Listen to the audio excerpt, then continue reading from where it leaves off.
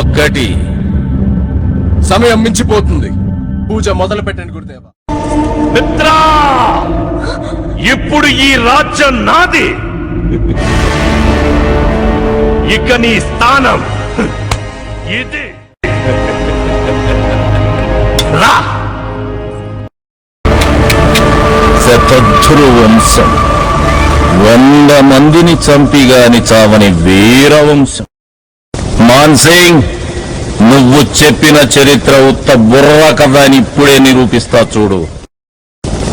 ఏయ్ భైరవా,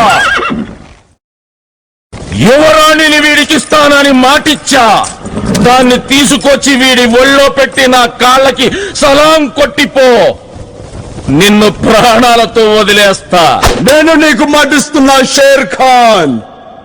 ఆ రాజద్రోహిని నాకు అప్పగించు. నిన్ను నీ సైన్యాన్ని ప్రాణాలతో వదిలేస్తా. నాకు ప్రాణభిక్ష పెడతావా? నీ ఒంట్లో రోషం ఉంటే, నీ కథలో నిజం ఉంటే, నా మనుషుల్ని 100 మందిని పంపిస్తా. దాని ఒంటి మీద చేయబడకుండా ఆపు. ఈ రాజ్యాన్ని, ఆ రాణిని నీకే అప్పచెబుతా. వెన్ను చూపుని వీరుల్ని ఎన్నుకొని మరి పంపించు. వాళ్ళని చూస్తేనే నువ్వు సగం చస్తావురా. ఎక్కువైనా పర్వాలేదు, లెక్క తక్కువ కాకుండా చూసుకో. 100లో ఒక్కడు మిగిలినా నువ్వు ఓడినట్టేరా. ఒక్కొక్కడిని కాదు షేర్ ఖాన్, 100 మందిని ఒకేసారి రమ్మను. లాహోత్, ఈ పొగరు మాటల్లో కాదురా, చేతల్లో చూపించు.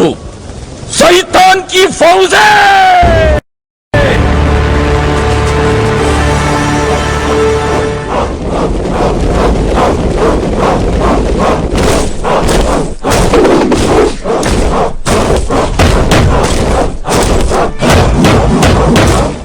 వాడిని ప్రాణాలతో వదలని యువరాణి. వాటి తల నరికి ఆ రక్తంతో కాలభైరవుడు కాళ్ళకి అభిషేకం చేయటం మీరు చూడాలి.